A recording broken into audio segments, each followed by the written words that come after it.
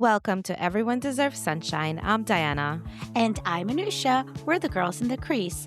And Diana, summer's coming up, and I think it's only fair we let our listeners know that we're going to take a little bit of a break. TBD, all of it will continue. Good things will come. But, everyone wants a break in the summer, right? Absolutely. We definitely need a break. This podcasting business is, a lot. It's serious stuff. It's serious work. Stuff. And as much as we love it, we're going to take our summer off. So we will have 2 more episodes to make it an even 20. Ooh. And then we'll take the summer off. And then we'll see you all back in around September. So just wanted to give you a heads up. And if you have any ideas about what we should talk about in the fall as we await season 2 with bated breath, obviously our socials are open to suggestions. They really are. They're really always are. Open. All right, sounds good. So this is episode 18. We're talking about hockey. Finally. I know you've been waiting for this for so long. And we have an awesome guest. Our guest is Anusha's friend from college. And she's a hockey fanatic and a lover of romance and a lover of Jacob Tierney's work. So the perfect guest, truly, for this episode. Truly the perfect guest. Joining us today is Jayanthi Daniels. Jayanthi is a social worker and a journalist, and also a housing and homelessness advocate who lives in LA. And also she's my friend. Now that we've gotten her credentials, welcome, Jayanthi. So let's explain for the podcast audience really quick. Anusha and I are college friends. A lot of Indians grow up with American nicknames. My American nickname was Jamie when I was growing up, but I go by Jayanthi professionally. So just call me whatever you want on this podcast. It's totally cool. So first of all, again, thank you, Anusha and Diana, so much for having me on. I'm so proud of you guys for having the podcast and getting a slice of this perspective from the moms who have watched the show in particular. It just hits the mark in terms of the one of the most important demographics of people watching this show. So thank you guys so much for having me. And this community is just so awesome. We ask all of our guests this question. What is your origin story? Like, how did you get into the show? Kind of separate hobbies, separate interests brought me to crossroads of heated rivalry. As Anusha knows, I've been a hockey fan all of my life. Anusha, both myself and my twin sister, we grew up as huge New York Rangers fans. Grew up in New York, grew up in the suburbs of New York City. Since I was 10 years old, diehard New York Rangers fan. So hockey has always been a part of my life, definitely on and off with being able to spend time paying attention to it because it takes a lot of time. And if you're going to games, it takes a lot of money. And now I live in LA, so I'm not going to Rangers games as much, but I was very lucky to marry a husband 13 years ago. Our anniversary was last week. So 16 years together, actually. And literally the first fact that I discovered about him was that he was also a born and raised true blue New York Rangers fan. Like when we met and we found that out about each other, our minds exploded. We were like, how could this possibly be? And for him, he's like a normal white guy from Queens, New York, passionate Rangers fan because of his grandfather. Him and his grandfather used to watch hockey together. But I'm an atypical hockey fan. Just at the time I was growing up, young Asian woman.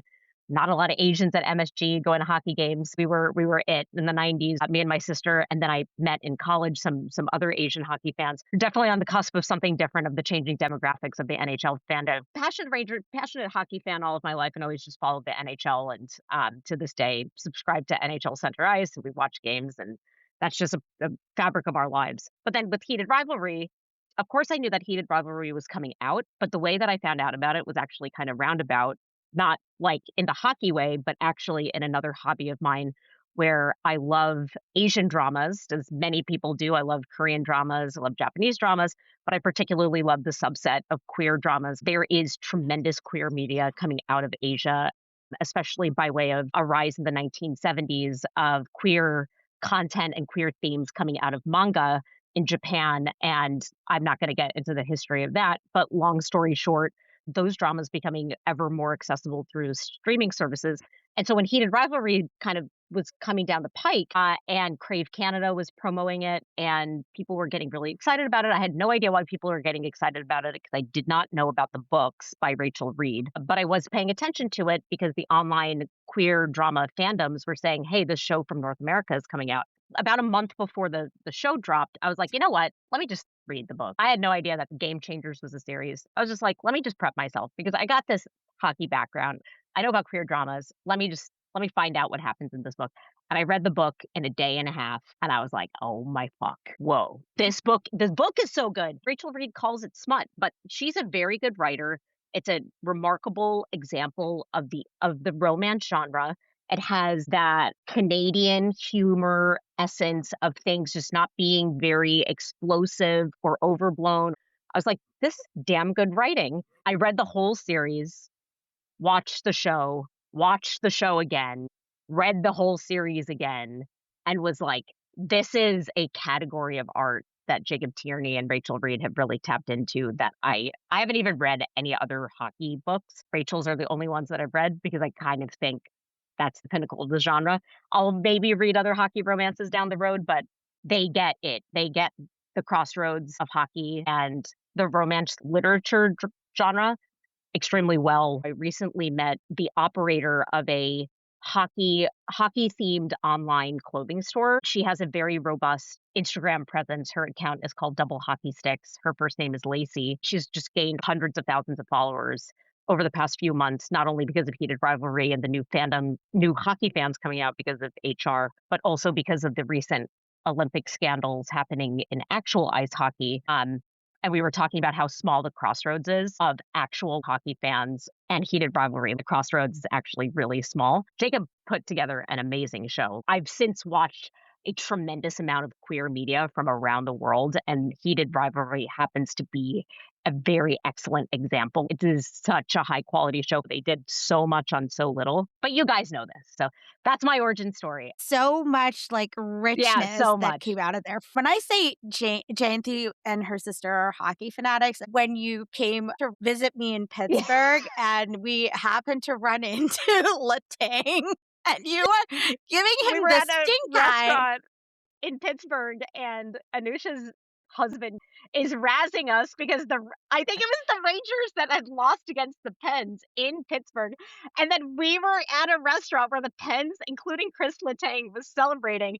And me and Amy are like, no, we're not going to go up to the Pens. They suck. They suck. And Jerry goes right up to the table and shakes Letang's hand and says, congratulations, boys. So lifelong hockey fanatic overlapping with queer media consumer, overlapping with someone who loves the romance genre, overlapping with someone who has also watched other Jacob Tierney shows. I mean, I think there might be one of you in the whole world. I think there's one. Yeah, I think there's one of you in the whole world. Nice find, Anusha. Nice find. Who would have thought that your college friend would be so useful so much later in life to both of us?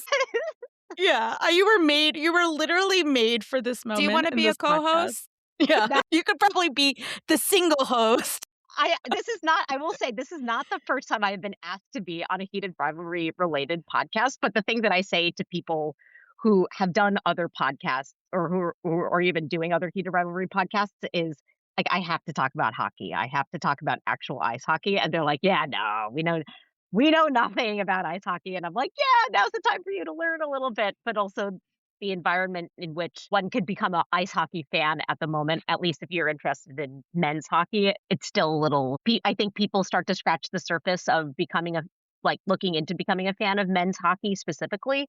And they're like, oh yeah, there's a lot of roadblocks here. There's a lot of obstacles here. But at the same time, Heated Rivalry fans becoming hockey fans and discovering the Professional Women's Hockey League, which is experiencing its own incredible moment of investment and success. The skill set of women's hockey players has never been higher. That's also been an amazing entry point for Heated Rivalry fans to get to know about hockey. I mean, while the internet makes everything easy, knowing as much as we know about actual hockey players now, male hockey players, like, heterosexual, straight, male, conservative male hockey players, it actually makes those entry points a bit more difficult. That's really interesting to dig into. Yeah, that's the perfect segue, I think, to the next part of the conversation. Diana, I don't know about you, but I have not picked up another smutty hockey, male romance outside of Heated Rivalry and the Game Changers series, but there's a lot of them actually. But why do you what do you think that is? You talked about the entry point, but like why hockey? I mean, I have thought so much about this because I know so much about hockey and I know so much about hockey culture. That's my lens.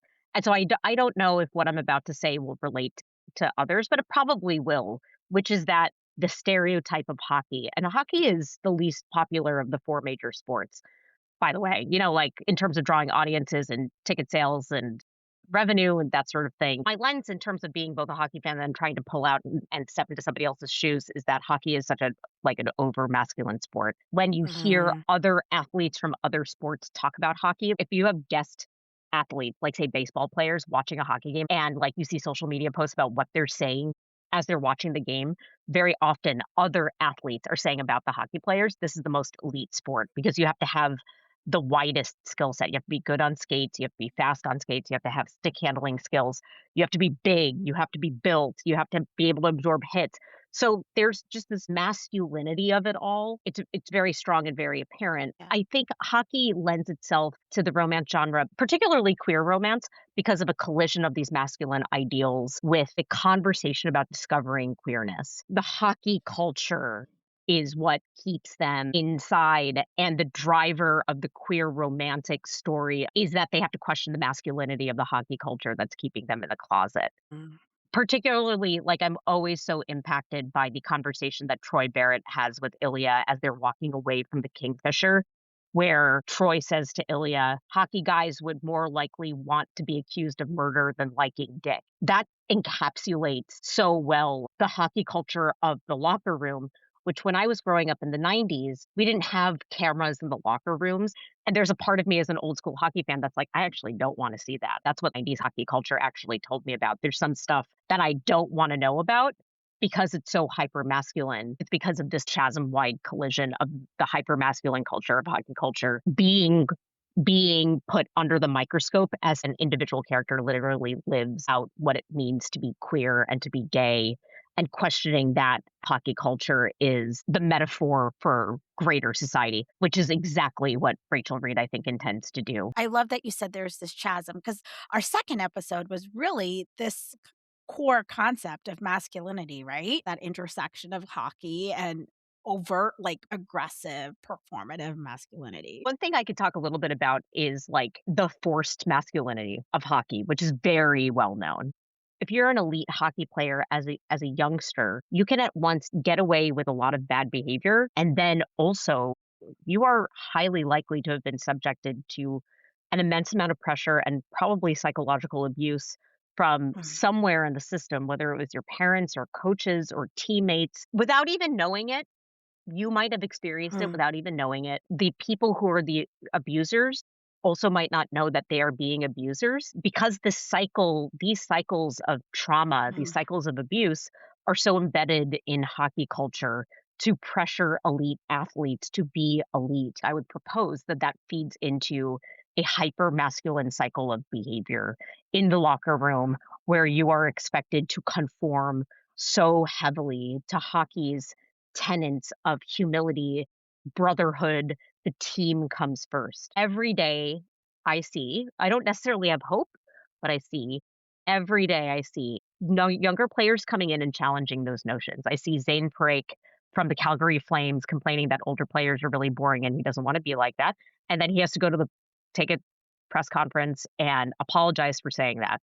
He does, but then he's still a spectacular player on the ice. So 19-year-old, go kick ass, go be great. Trevor Zegras from Anusha's beloved Philadelphia Flyers has to be traded from the Ducks to the Flyers because he's just too out there and he's too individual and he's lip syncing to songs on the bench and he's like this fun guy. And that behavior doesn't work for all coaches who want these dudes to conform. And then he goes to the Flyers and he's thriving. Now we've seen two Swedish hockey players this season take mental health leaves in Linus Allmark from the Senators and just now Hedman from the Tampa Bay Lightning, who just made an announcement literally today that he had taken a really long break for mental health reasons. And so there are individuals fighting against these notions. So one by one, I feel like these notions are being questioned, but still there's an overarching and it starts from their youth an overart like these masculine tenets are really built into hockey culture that as a fan, if you've been a fan for a while, you don't even need to verbalize them. You naturally know that these guys have been through the emotional ringer and they haven't been allowed to really express what they've gone through. What you're saying reminds me of this line that Ilya says. He says something like, I love Russia, but Russia doesn't love Yeah. me. We're talking about the chasm between the overly masculine world of hockey and this like softer place that's available for these really young players to come out. So that's a clash. Then you also have this sort of love of the game, love of the Yeah. sport clashing with your sense of identity.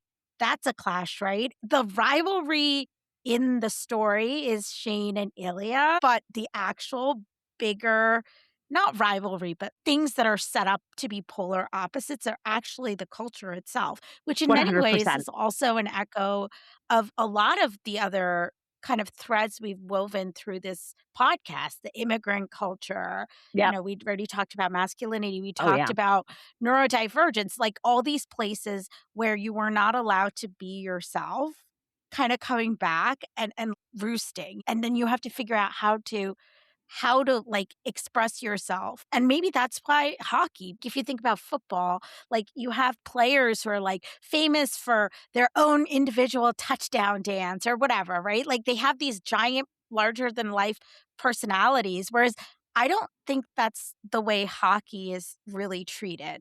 No, total opposite. Yeah, these are big physical players on these tiny little skates. In a way, it's very almost dance-like. It's very hard to figure out who's making the play at that moment because it's moving fast, but the idea is they have to be synchronous, No, that yeah. they can't be individuals on the ice, and it sounds like that translates to all parts of your identity if you're an elite athlete.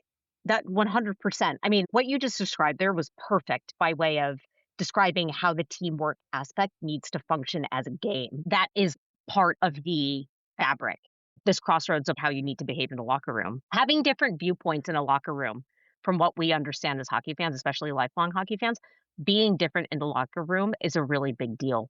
And Rachel Reid writes Shane, and Jacob Tierney creates Shane as the perfect metaphor for that. Shane is the perfect metaphor for being different in the locker room and literally not having a single tool on how to understand it. Some people online heavily criticize Shane's mom for not creating an environment in which Shane could have felt safe for coming out. That wasn't on Shane's mom. Shane's mom was certainly hockey culture, but that wasn't on Shane's mom. Hockey culture made Shane's mom. Shane was just as much doing the hockey stuff as Shane's mom was doing the hockey. I don't blame Shane's mom for not sort of like thinking in her head, my household needs to be a household that's safe for Shane to come out. Like it was only as Shane was very much an adult that David and Yuna were thinking Shane might be gay. Like he's not really dating anybody. He might be gay. That was like Right. years into his hockey career. So just Shane is just like the perfect, can't think of a character that's better written,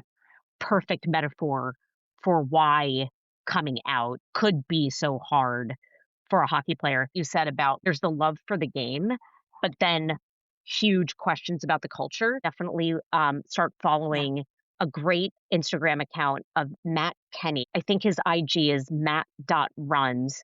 He's so great. He got viral because Rachel Reid reposted a Instagram story that he had filmed in December of him reacting to heated rivalry. He grew up in Canada, grew up in Ontario, hockey player in the Toronto Maple Leafs farm system, and had to walk away. The culture was just too suffocating for him. He needed to come out, he needed to live his truth. And the trauma of it all really, so much of his life, he was diagnosed with MS and he was having suicidal ideations and just has kind of reformed his life in Palm Springs, California. And his outspokenness about hockey culture versus his experience of being what he calls himself a gay hockey player now, which he is. That's who he is. Such exquisite content, such vulnerable, honest content that he's creating about his hockey experience that resonates so much, not just with fans who know about hockey culture and toxic hockey culture, but also hockey players himself. And then there's um, the Instagram account Peloton Jesse of another a former hockey player that came out as gay. Um, and then he doesn't talk about this too much publicly, but I think he just went on a podcast to talk about it more recently. But the only active professional hockey player, Luke Prokop, who plays in the Edmonton Oilers farm system. These are all guys that are just beginning to like chip at the surface of this divide of like the love for the game versus, like how do you kind of like punch down on toxic hockey culture? Like it's only going to be an individual effort until, me speaking kind of cynically here, until it becomes more marketable, until it becomes better for like a healthier environment for sponsors to be able to support players coming out, will lead probably like to helping to make the culture a little less toxic. Can I read you guys something that I found? It's an advertisement for clearly more than your average recreational hockey kid. It's just probably one of these hockey camps, clearly for kids. Okay. The title of this part of the homepage, it says Unlocking Your Hockey Identity, a guide for ambitious players. Hockey player archetypes are defined roles that describe how a player creates value on ice. Understanding your archetype gives structure to your development, helping you train with purpose and play a role that translates at higher levels.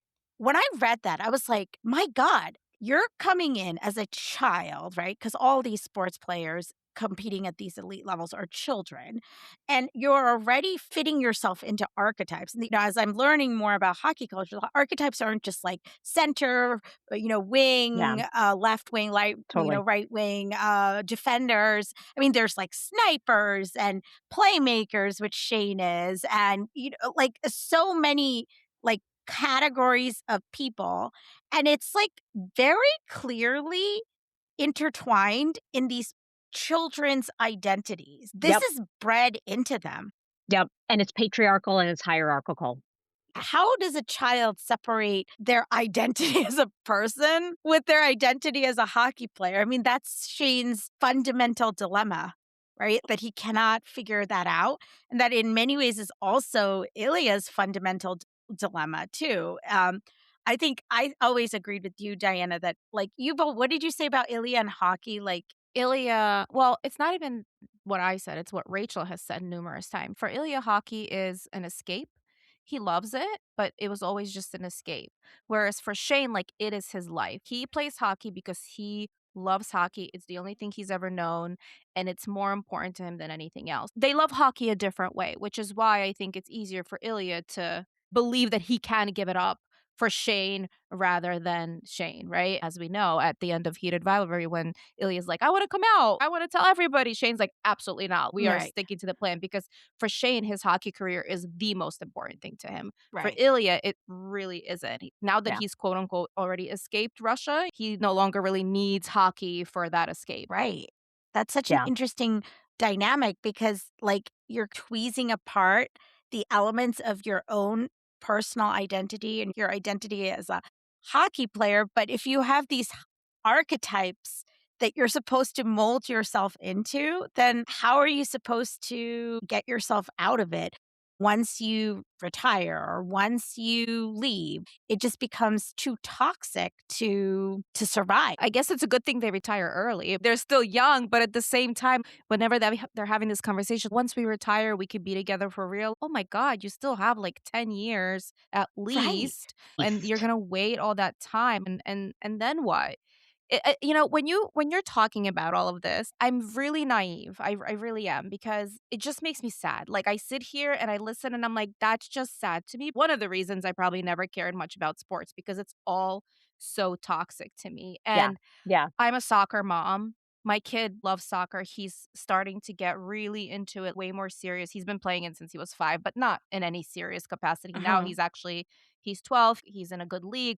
And as a soccer mom, I sit there and I look around and I see how other parents talk to their kids, and it's so toxic and I cannot stand it. On some level, I understand that maybe that's necessary, right? Like on some level, I understand that you need to tell your kids, suck it up, your ankle hurts, just walk it off, right? Like, but I also cannot do that. I'm also not that person. Because I'm not that person, am I screwing over my son's potential Mhm. career for Mhm. the future, right? Because I'm more of like, it's okay, baby. Like, put some ice on it, rest. Maybe you're gonna take a break next week. I will never use the language that I see some parents use for their children.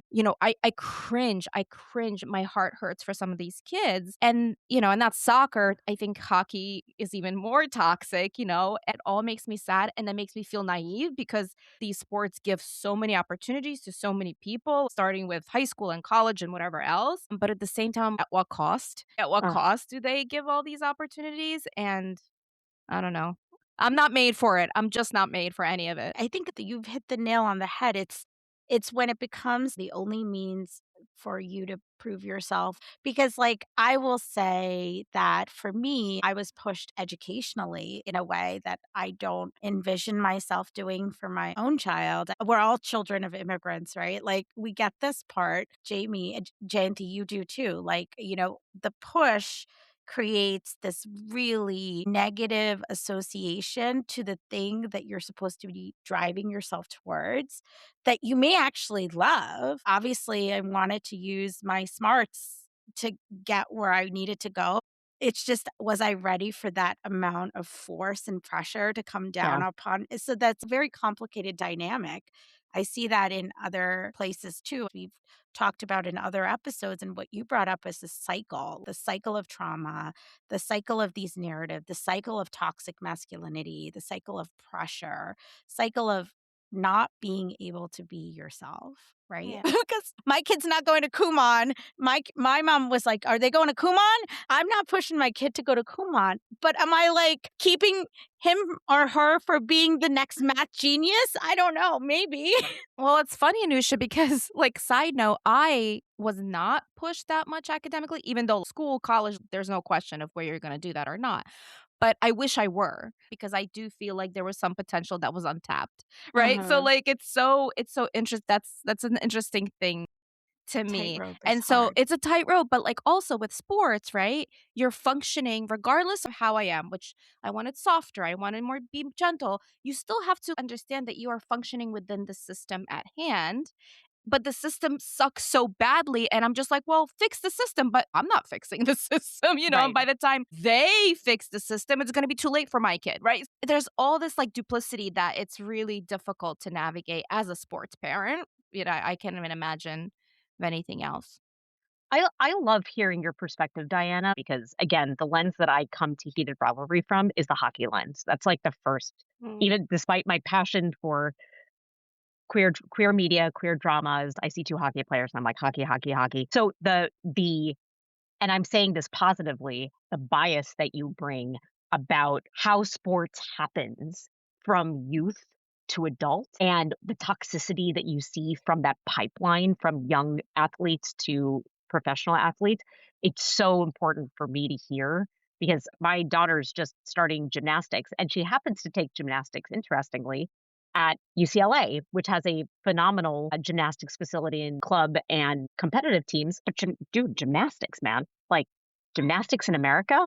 Ugh. When you think about gymnastics in America, you think about like what happened to young female athletes over the decades. Think about abusive coaching. Think about what like the abusive coaching led to. Unthinkable physical abuse and psychological abuse on Mhm. these young athletes. The mental health breaks that young gymnasts now are very famous for taking, criticized for taking, but they still become champions. Oh my God, Diana, what you said is it's just so important for us to like sit with and think about in response in especially as parents in reflection and response to like how we're thinking and learning about sports vis-a-vis heated rivalry and then also thinking about again going back to Shane and Yuna's experience, how can we as parents create healthy environments in which our kids can do anything they want, do it as well as they can? And do you really need negativity as a motivating factor or pressure as a motivating factor to get our kids to help our kids to achieve what we think that they can achieve? I actually think my daughter could be a really great gymnast. But to Nisha's point about I grew up with Indian immigrant parents myself, and there's no way I'm ever going to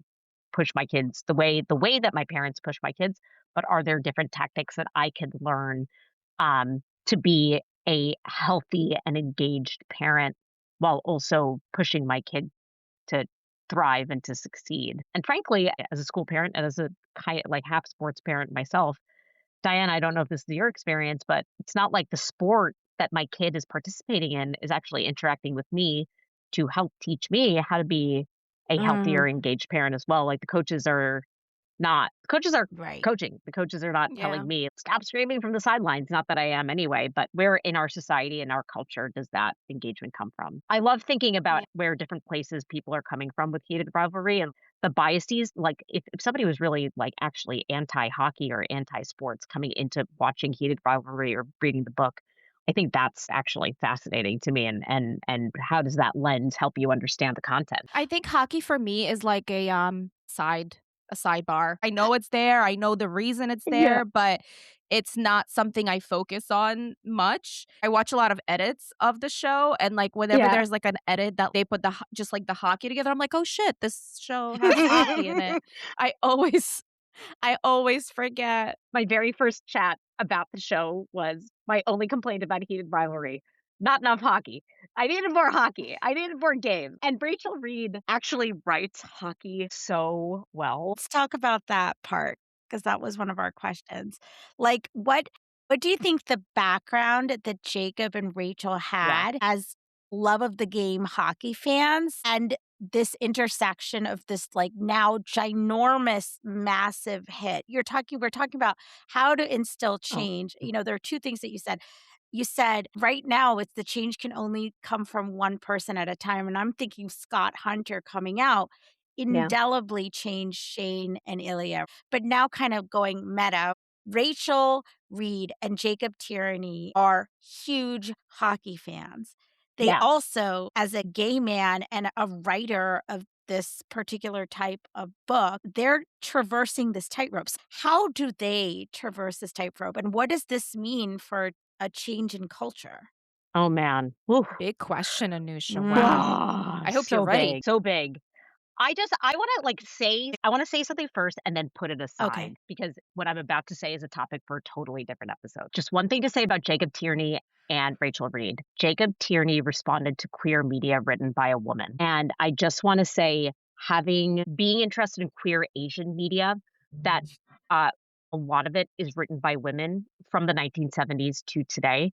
There is there's academic research and dialogue about this. There's a great book, I'm forgetting the title of it, but it's by an author named Thomas Bodnett, who studied how gay Japanese men interact with queer content written by women in manga.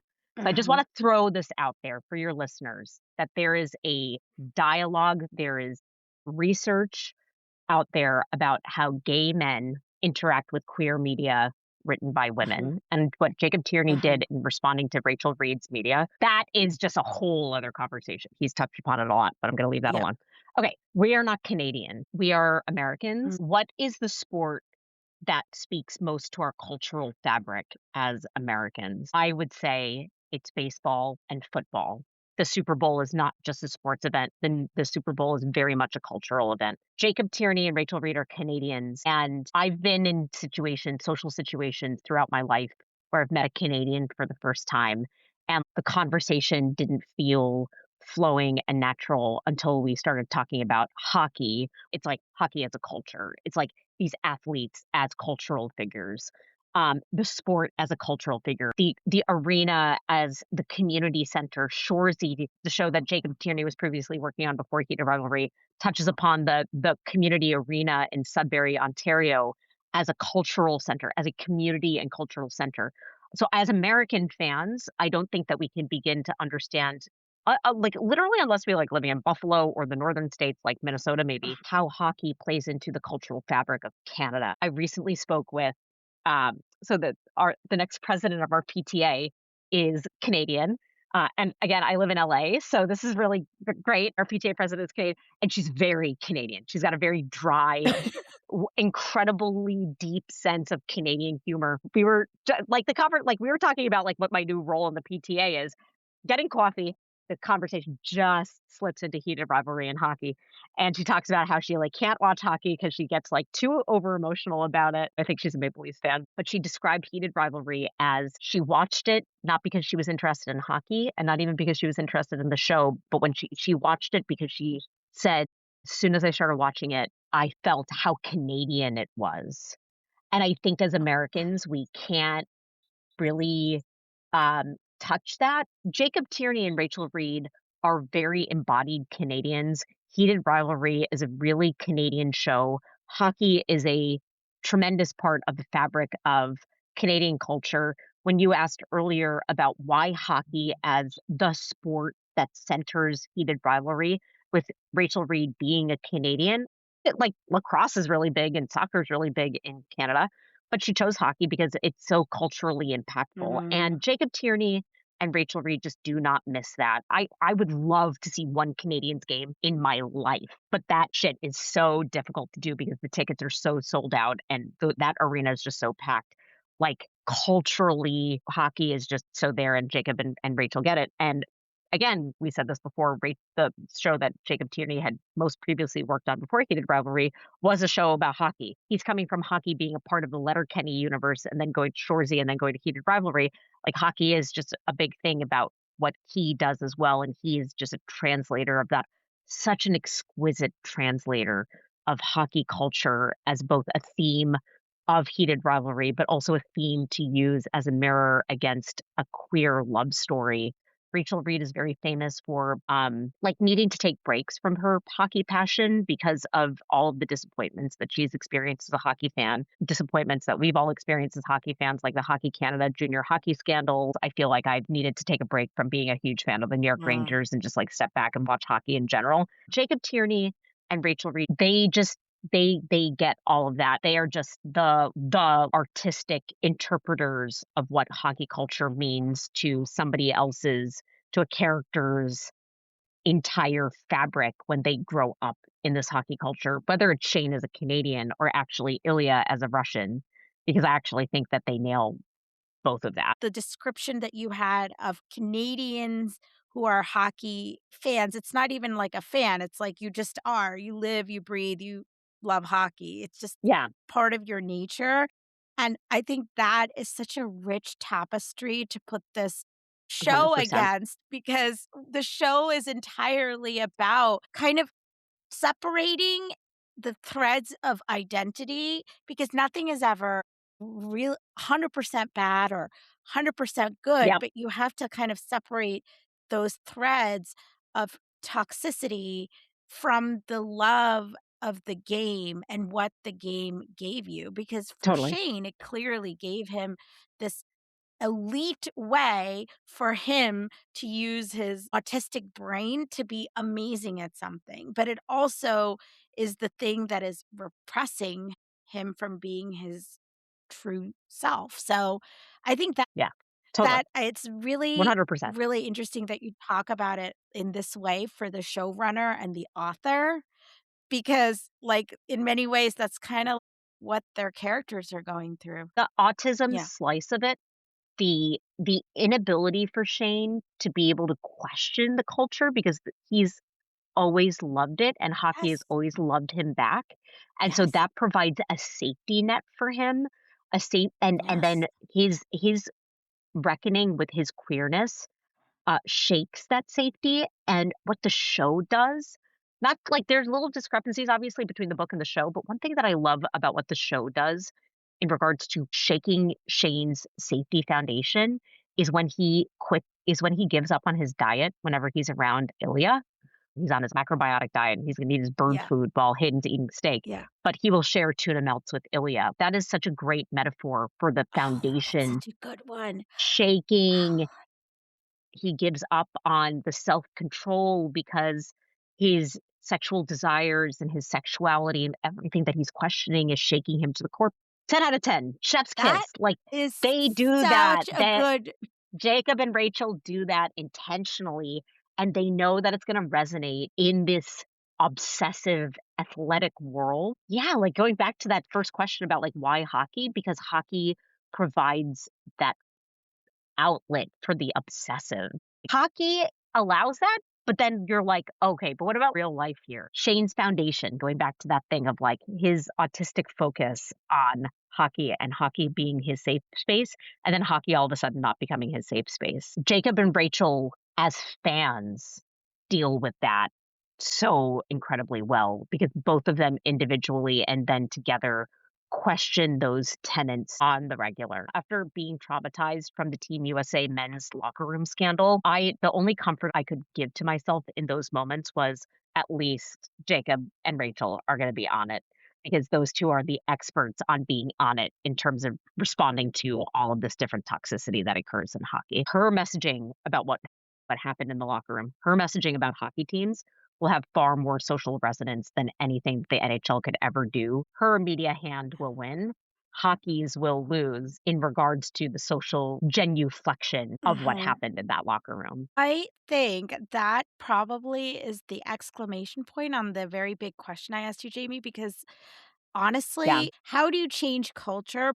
You change culture by changing culture. It's a circular 100%. thing. You change it by changing it. You change it by interacting with it. You change it by loving it. You change it by loving it and questioning it.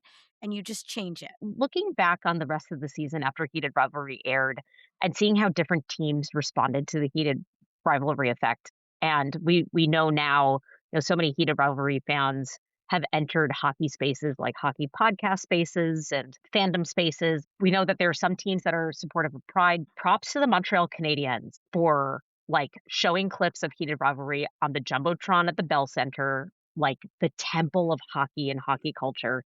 Props to the Canadiens TV networks for having Francois Arnault on and talking about Heated Rivalry. I get a lot of relief out of being at the crossroads of loving hockey, knowing as much as I do about hockey, but also being a Heated Rivalry fan and just knowing that Heated Rivalry, the social conversation about Mhm. Heated Rivalry is a far more socially impactful conversation than a conversation about culture within hockey itself in terms of what you said, culture changes culture. It's really happening at a glacial pace within hockey, but I do think it's there. And I think having younger, more prominent players in the NHL now, post pandemic, will help the change that we're wanting to see from Heated Rivalry enter the professional hockey's ranks more. For me, I think about this a lot. It's not a matter of if, but it's a matter of when the first Mhm. hockey player will play in the NHL. It's just a matter of it's going to happen. It's going to happen at some point, and I will be so happy for it to happen. Heated Rivalry has provided both a correlation and a causation for that to happen. There will be an out hockey player playing on the ice one day. There will be on the NHL ice. There will be. It's been so great having you and having this amazing conversation, and I have to say, you and Heated Rivalry have also turned me to a novice, but still a very, like, fervent hockey fan. So, kudos to Listen, you, kudos to the show, kudos to the book. I never So, thought I would thanks say for these joining. words out loud, but let me say them. Let's go Flyers. It doesn't sound right, but for you, Anusha, let's go Flyers. I'm so glad you're paying attention to hockey. I'm so glad you're into it. I'm just so thrilled that Heated Rivalry has brought so much joy to so many people, just like Rachel Reid, and I think just like Jacob Tierney. Us hockey fans who have loved hockey for so long, for all of our lives, have experienced so many ups and downs with the sport, especially for women. We've experienced probably more downs than up.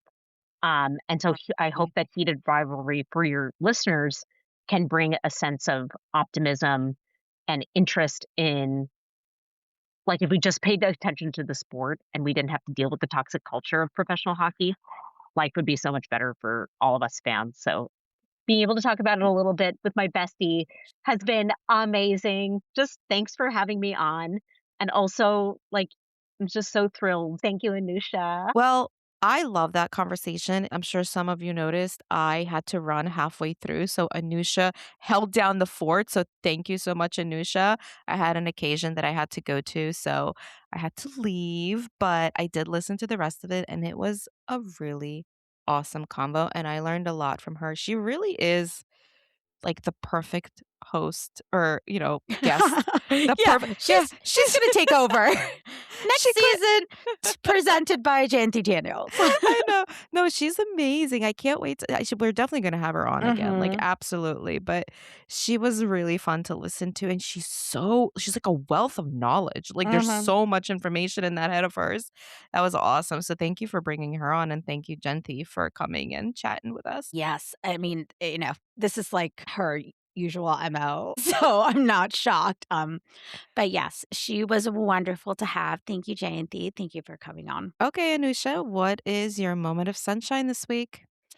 Well, that is very obvious. My moment of sunshine was editing this episode. Diana, do you remember? I think one of your first moments of sunshine was with your friend, like your bestie from childhood, and Mm-hmm. like the reconnection that you had when you had heated Mm-hmm. rivalry and the conversations around it. And this just felt like another one of those moments. And actually, total bookend because Jayanthi and her sister and I mean, we're like, those college friends that like you don't talk for a long time and then you pick up like Yeah. yesterday, right? Like I Yeah. love those friendships. So we hadn't like done texts where we were texting daily or anything like that for a while.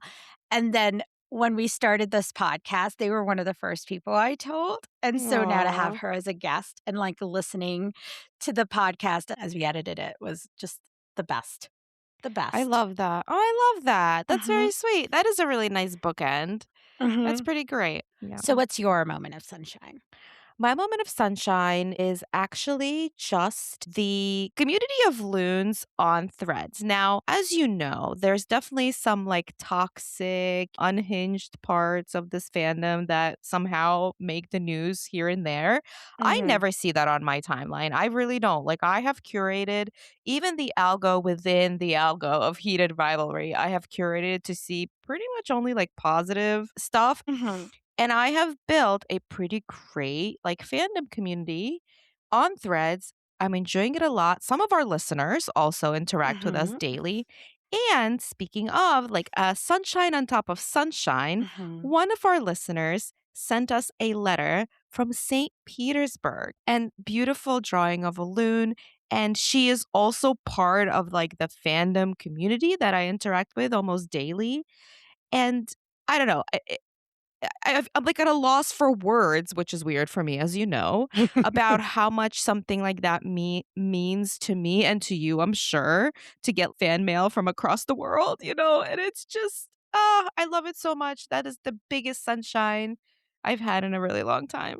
Yeah, it's a gorgeous note. In fact, that was handwritten, hand drawn from across the world. I mean, if you talk about connection in like the digital age, like Hmm.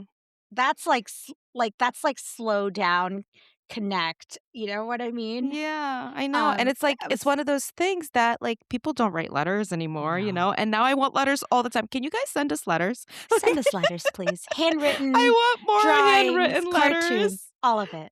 I know, I know. It So was yeah, that's beautiful. my I was so sunshine. moved when I read it. It's just thank I you. know. I'm just saying I do want to say to you, to your face, that I'm keeping that drawing and I've already put it on my shelf. So you can come over and look at it, but it's mine. Just saying. Yes, it is yours. I will come over to admire it. I mean, it is from Russia with love. I could not take that from you. I would Thank feel you. very badly, Thank you. I appreciate it. I even though thank you I'm for highly understanding. jealous. Well, So, but you could have the next whatever. one. I'll live. You could I'll have the just come next over one. your house anytime I want. And, the invitation is always open and welcome.